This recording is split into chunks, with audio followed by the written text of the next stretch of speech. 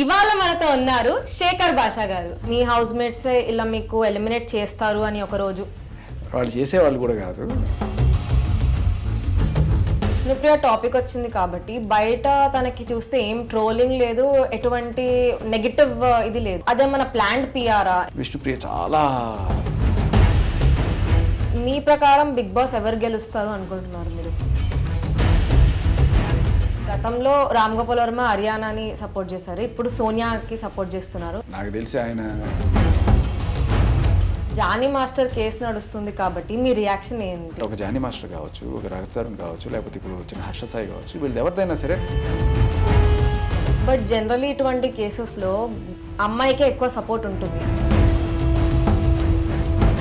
Pawan Kalyan versus Allu Arjun దాంట్లో Johnny master బలే అవుతున్నాడు అని మీకు అనిపిస్తుందా?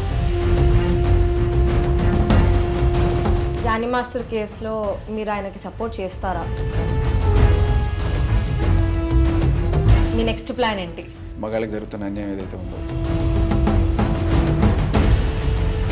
గర్ల్స్ మీద మీకు చాలా నెగిటివ్ ఒపీనియన్ ఉంది. అదే కదా, అమ్మాయిలకి చక్కగా సెక్షన్ ఉంది కదా.